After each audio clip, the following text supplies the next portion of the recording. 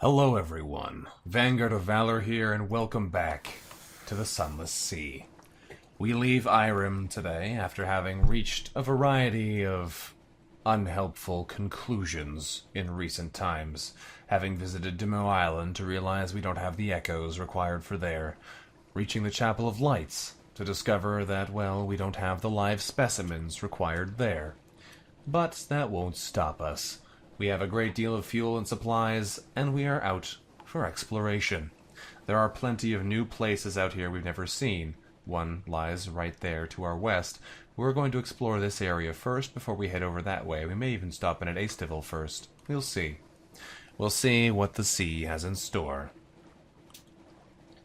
For now, though, we'll send out our Z-Bat and see what's in front of us. What lies ahead? The Empire of Hands is some distance to the southeast. Well then. Well then, indeed.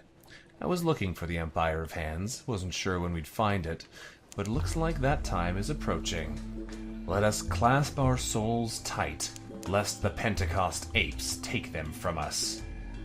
The Empire of Hands is a strange, strange place indeed. We found O'Keefe's Drift. Let us see if we can't find a port here. There's another glorious dreadnought there. But thankfully it'll leave us be, most likely. Is there anything of value to us down here? It would seem not. Not today, at least. There is an airship. An airship in the Sunless Sea, eh? Well then, let's light up these lands and see what we see. We've discovered the Ash Isthmus.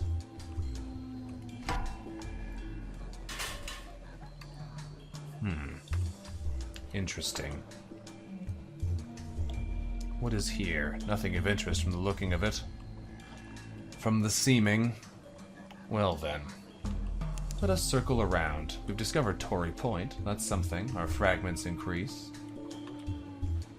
What else is nearby, Z-Bat? Tell me what you see. We've reached the edge of the sea here. There is nothing else to the east. Should we sail off that edge, we may never return.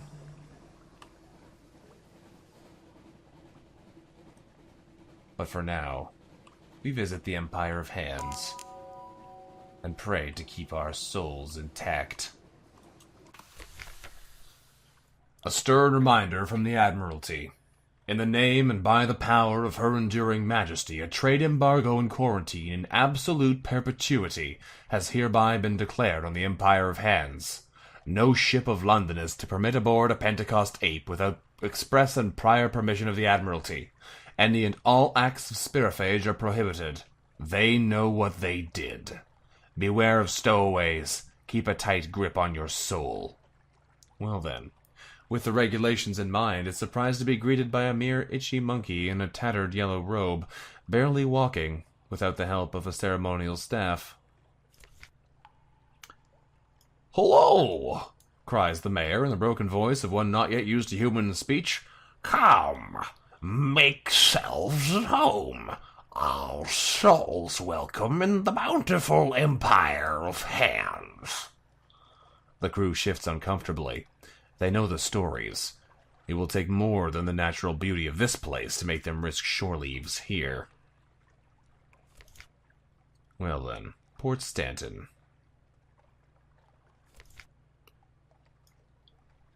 Let's have an audience with the flea-ridden mayor here. He's not busy. No appointments are required. The flea-ridden mayor scratches himself on a chair made of crates, surrounded by boxes of long-rotten trade goods. As a 5-souled ape, he would be able to petition for membership of court. For now, the trade embargo has left him trapped on the outside, a 3-souled overseer with no talent for order. He does not yet have enough souls to enter court. Interesting. In better times, being overseer of Port Stanton gave the incumbent their pick of visitors to the Empire. Now it is as thankless a task as any to be found in the Neath. We can sell our soul to the mayor. He doesn't have much to offer, but if we aren't using it, he'll pay us 200 echoes for our soul. No thank you. We could acquire fresh supplies. 20 echoes for a supply. No thank you. Emergency fuel. 40 echoes per barrel. No thank you. Let's excuse ourselves here. Outside, a crowd of monkeys that has absolutely not been listening in scampers away. Soul-hungry monkeys reluctantly tend this trading post, waiting for an opportunity to escape. Bloated fleas hop from ape to man and man to ape, gorging themselves without a care for which is which. Let's investigate this Zeppelin. I have a feeling we won't get too much done here, but let's take a look. 2 monkey guards wielding rifles and rusty bayonets block the bridge. This is not for your eyes, outsider. Avert them. Walk away. Walk faster. Good human. Well, evidently this is not a place for us. But there is more to be done here. Perhaps not. Sailing the Empire of Hands. We can take a trip to some various islands here. Fountainhead Island, Hearthsake, the Ash Isthmus, Sovereign Island. Let us go first to Sovereign Island. A wooden palace stretches across the whole island, passage to it lit by a field of tily glimboys. Many boats circle the island, all keeping their distance. The one that gets closest is an extended rowboat painted in yellows, whites, and reds. 4 servant monkeys strain at the oars, whilst true passenger sits in comfort behind a gauze curtain. Just for a moment, an eye catches ours, but only for a moment. It would not do for a high-souled ape to see something so beneath its notice. Today, the palace is called the Wild-Wheeled Court. Tomorrow, who knows? The world of the Pentecost apes is one of cruel whimsy, where stolen traditions last only as long as their amusement. You could gain access to the court. Gates are guarded by 2 armored monkeys that would look adorable if not for the blood on their bayonets. Humans are not welcome without an invitation or a worthy gift for the Emperor. All right, then. Let us look elsewhere, then, perhaps. Let us sail instead to the Ash Isthmus. Neither man nor ape claims this volcanic remnant between islands. Haunted, they say. Ridiculous. The trip offers a little time to think on the Penties. Technically, they are monkeys rather than apes, but it is not tactful to remind them of this. To their high-souled faces, the accepted name is Pentecost apes. In private, though, the bloody monkeys is about as common. It is, one might say, an ad hominoid insult. Badum-tish. Well, parasynthetic vegetation thrives in the Empire of Hands' fertile soil and cool humidity. Let's investigate. We enter the forest. Wild natural paths ride between clumps of trees softly lit by a dim green glow and the occasional glimmer of false stars through the canopy. Only the cracking of leaves and the soothing sounds of water break the serenity of this volcano-forged paradise. Well then, we can hunt for supplies. Not many of the plants and berries here look familiar, but some of them at least look similar to ones that were being eaten back in Port Stanton. A very chancy challenge indeed. We can relax in a hot spring. Steam and a hint of sulfur gently rise from a secluded natural pool flanked by trees and mushrooms. Or we can go home. Let's relax in a hot spring and see if that reduces our terror. It does. We slip out of our itchy clothes and into the welcoming caress of hot, deep water. The salts and sweats of sailing life melt away as we simply float, bare and free. Above, false stars glimmer bright enough to be worth wishing on. All around, the glow of the trees casts ambient calm on the silent peace. How long has it been since we had a moment like this? Since London? Longer? Well then, we've lost 5 terror. But we have some other interesting things to do here. We can have a thought on the likely lass. We have a thought for the past, a thought for the future, a thought for the east, a thought for the Z. Let's think on our lover here, the likely lass. The noise, the passion, the delightful filth. The hot water hugs us tightly as we remember her touch. Our last words before departing, that half smile almost but not quite blossoming into completeness. How long will it be before we feel the touch of skin again, or wake to feel her sleeping brow, always so furrowed, as soft and calm as the sea itself? Was that giggling? A tiny blonde girl perches, watching on a rock. Her innocent grin is spiced with mischievous glee. But she giggles like an imp. Moving like a monkey, she giggles like an imp at the look on our face at being caught bathing in her hot spring, and the one that floods onto it as she scoops up our clothes. Shipwrecked as a baby, raised by the Empire of Hands, she now plays between the worlds of apes and men, neither quite one nor entirely of the other. We could demand that she put them down at once we shout or there'll be trouble, or we can desperately swim after her. Let's desperately swim. The monkey foundling makes things interesting. She waits, grinning innocently, until we emerge from the hot spring with nothing but our strategically placed hands for modesty. Before we can get close enough, though, she bolts from her crouched position and into the forest on all fours, a scampering run that turns every rock and fallen tree into a springboard. Our quest for dignity is on. We need to chase the monkey foundling. We will not return to our crew like this. The branches scrape against our skin. The damp mud squidges between our toes. There's no sign of the monkey foundling, but her tracks are easily followed. The footprints lead here. She's not even attempted to hide them, as if she wants us to follow. Well, let's do it. Let's see what happens. Ouch! Our hand slaps to our stinging buttock. A little stone lands in the dirt as the familiar giggle comes from above. We look to see the monkey foundling dangling upside down from a branch by her legs, a blowpipe in hand and bag just out of her reach. Tantalizing so. Taking a deep breath, we politely, very politely, request that she returns our damned clothes now. The monkey foundling listens and gives it some thought, tapping her blowpipe against her lips as she decides. Say please, she grins. Please. Pretty please? We could throw a rock at her, which we're not going to do. Or we could say pretty please, with an imaginary cherry on top if she likes. Pretty please? She adds, stifling a giggle. Pretty please. It's freezing. How much longer? Pretty please? We said that already. We're just gonna keep yelling. Keep yelling pretty please back at her. We appear to have pretty pleased her, and she decides we deserve a reward. She fishes in her bag and generously throws us a sock. A single, solitary sock. She learns a few new swear words as she races off across the branches, near doubled up with laughter. We're gonna try and chase her. It's gonna be a high-risk challenge, though, but we're gonna give it a try. We succeeded! What do you know? A trap. We just spot the looped rope in time to jump over it, avoiding what otherwise had been a nasty trip into the air. The monkey foundling looks disappointed. This is not one of our regrets. Well, there you go. A 25% chance quest success. I'll take it. The chase continues. The monkey foundling slides down a vine in front of us. She sticks out her tongue and scampers through a break in the trees. It's a place that skunks would think twice of entering, if the Empire of Hands had such creatures. The monkey foundling, of course, is unconcerned, and much as home here is in the high branches or running the forest paths.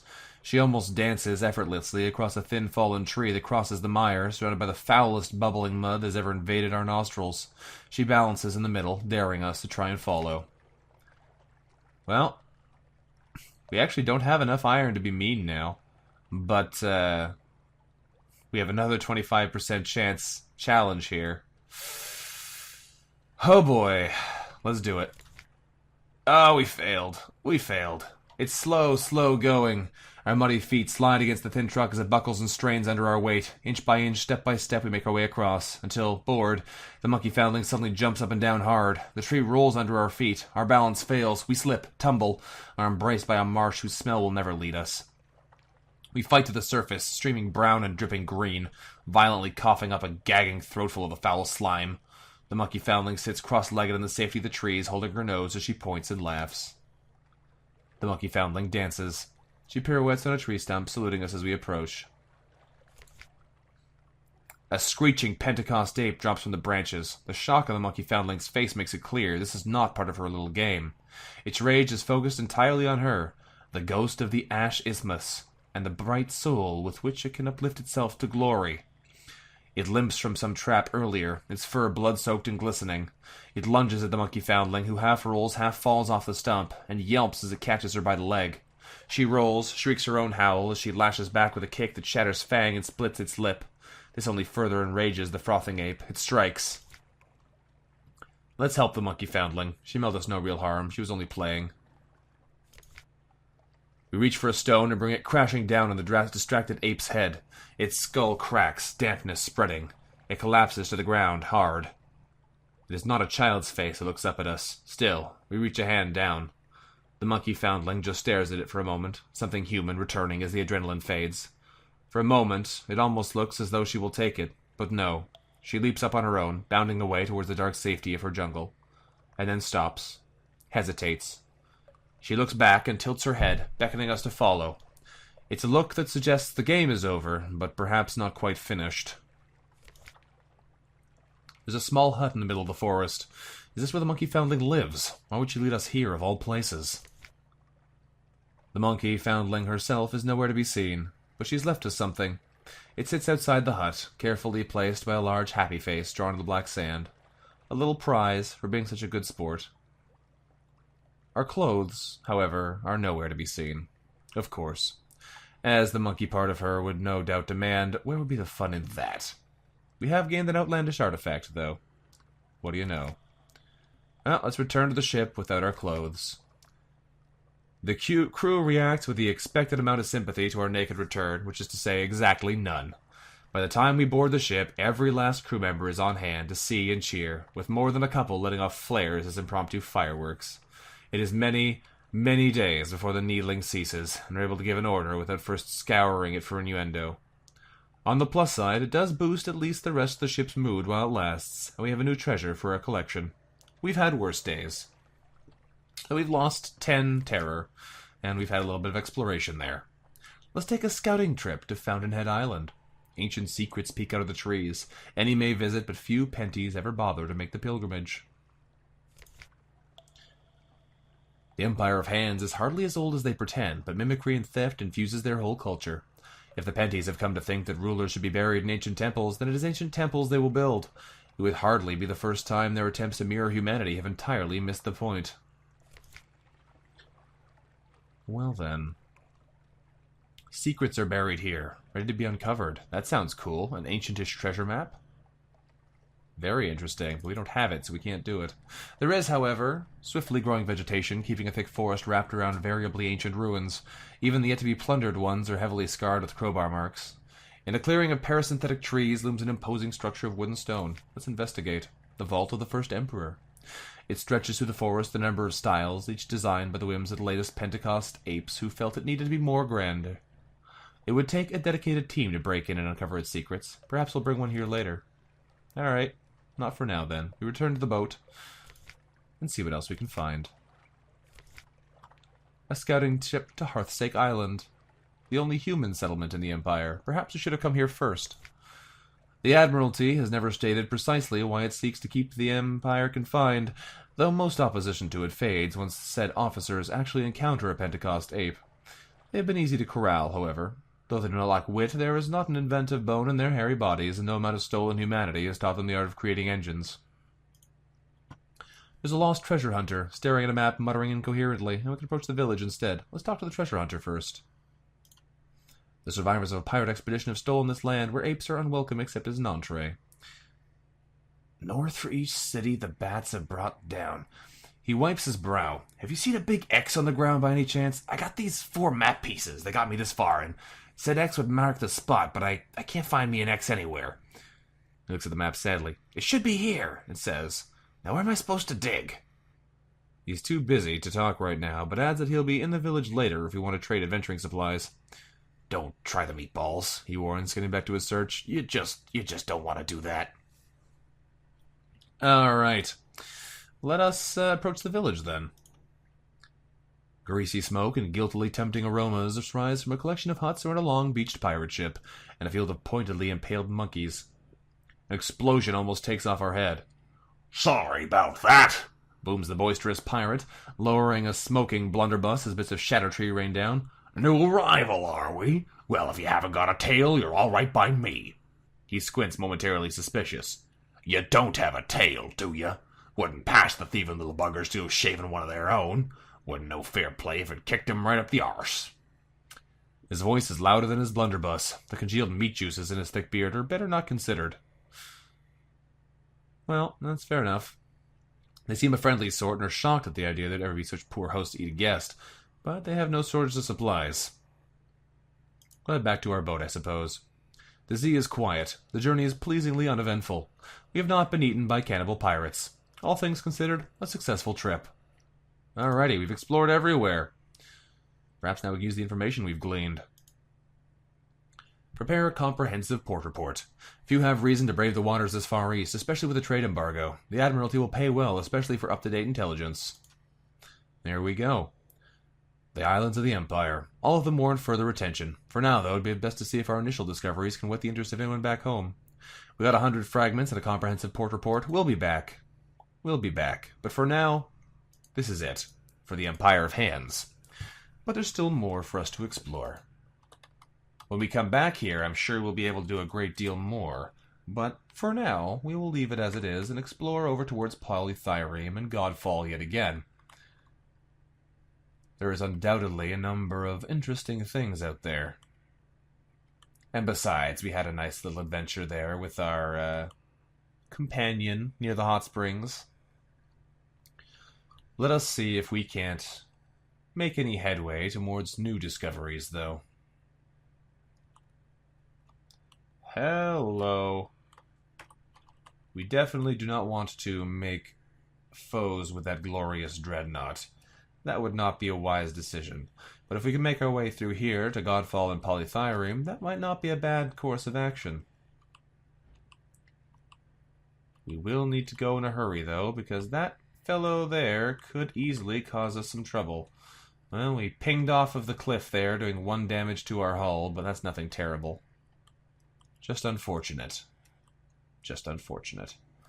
Alright, re-engage the lights. And let's make our way to Godfall.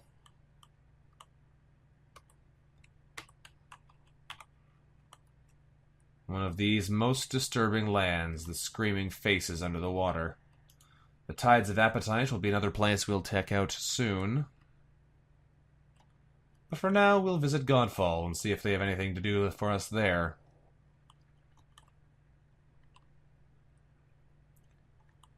There are a number of options in many of these locations, but unless we have what we need, it may be difficult to communicate. Hello there, Godfall. Sometimes, just occasionally, bits of the roof fall off. We have to be glad we weren't here when this one did.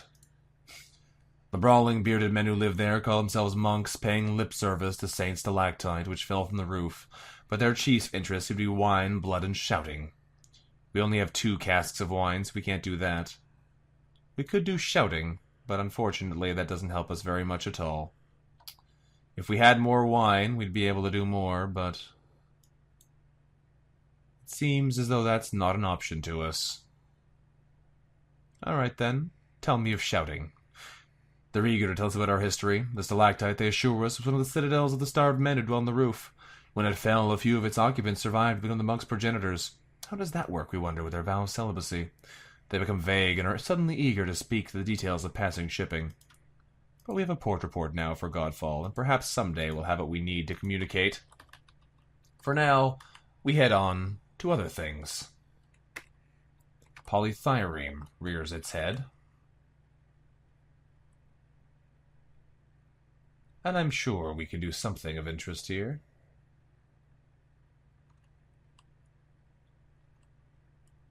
Polythyream, with its lands of endure, obey, and commingle.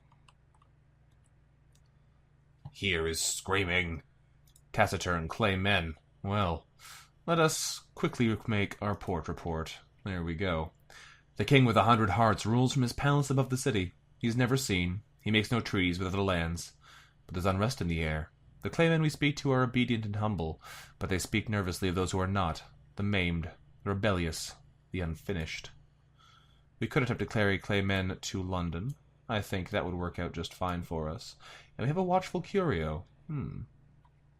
The clay broker, leaning on his copper staff, examines us coolly. The king will see your little friend, he says. No, he won't see you. Not just now. He gestures for us to hand him the watchful curio. All right. That night, the hill of Polythyream quakes. The words in the walls uncurl themselves. The birth cries are everywhere heard, as claymen sit up, opening in curious eyes, awaiting their tithing to London. The clay broker waits on the quayside. On the flat palm of his broad hand, the watchful curio squats. But it has changed. Our regards to stone, is all he says. Now we have a wakeful idol. Its eyes glitter with awareness. Its melancholy has dissipated. Now we sense anticipation. Well, well. Interesting indeed. Do we have space in our hold to carry claymen to London? We do indeed. Let's take them. Each one lies down in its appointed position for the other, nest snugly head by foot. We are for London, one explains to us. Well then, we will take you on board. We could hire these guys, the We Are Clay working auxiliary party, giving us more engine power and iron, but for now I think we will pass.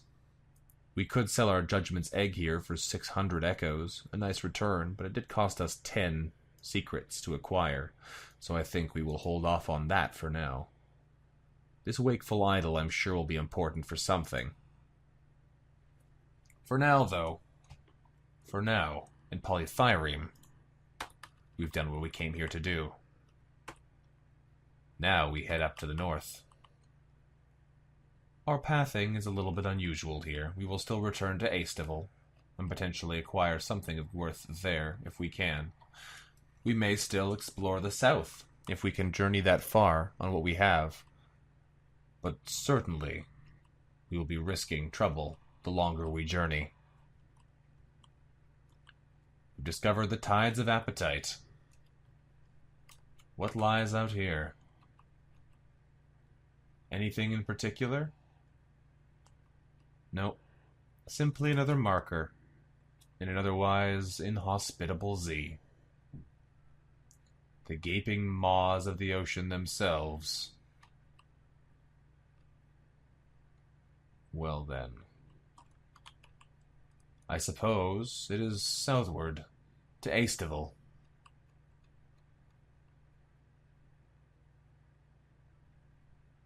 An eerie land, this. An eerie land indeed. Their gaping mouths are most unsettling.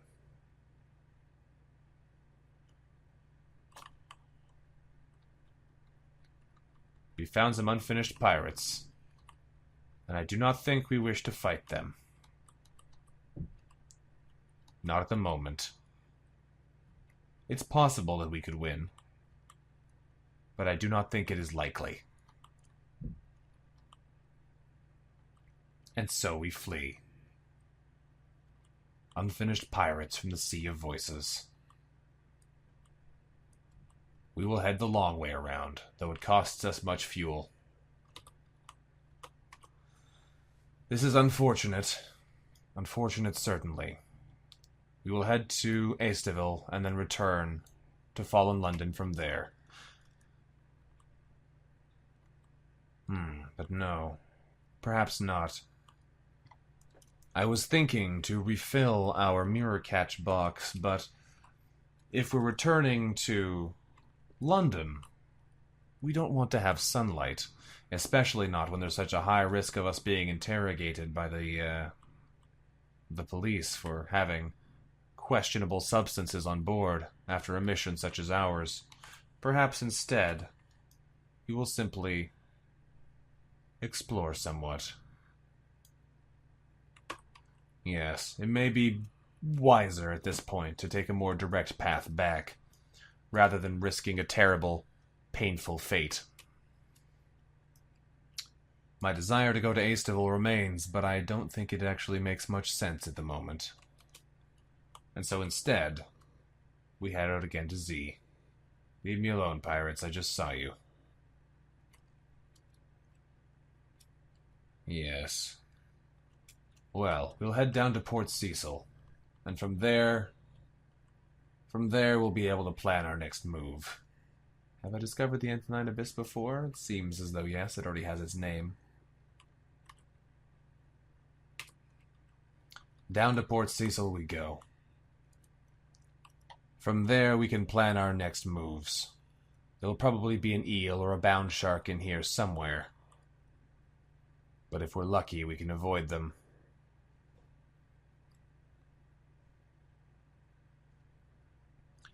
For now, we'll travel on.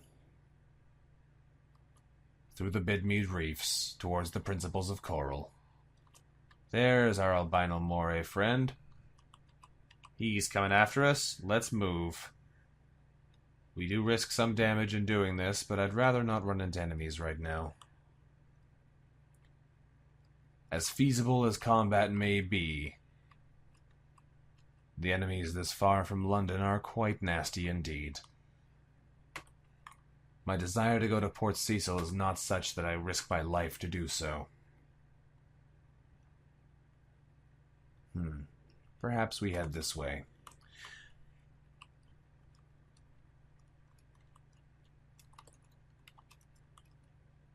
Port Cecil has nothing for us at the moment. As much as I may like to visit, we do not have the items required for our final game of chess, although I believe our watchful, wakeful curio may in fact be one of them.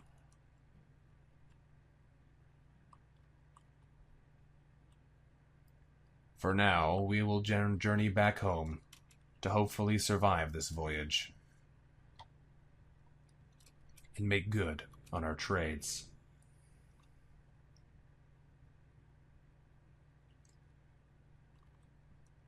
Sea of Lilies is proving peaceful enough. It's merely a question of making it home untroubled.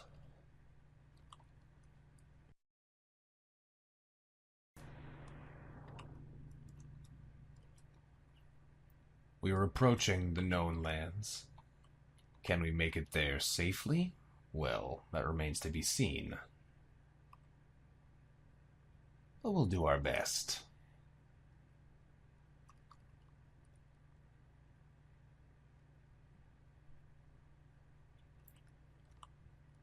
It's a long journey home, but we should have plenty of supplies to make the rest of the trip. And then we should be rewarded for delivering the souls with another nice return.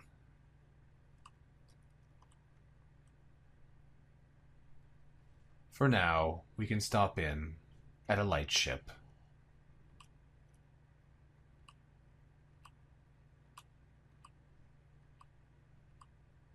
And rest our weary heads.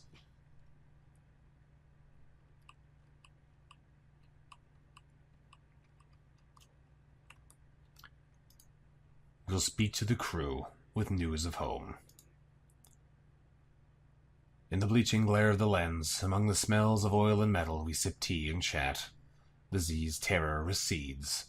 We gain a Z story, lose 5 terror, and have spent our news. But this is where our story ends for today. Thank you very much for watching, everyone. This has been Vanguard of Valor, playing some more of Sunless Sea for you. If you enjoyed today's episode, let me know what you thought about it in the comments, and until next time, goodbye.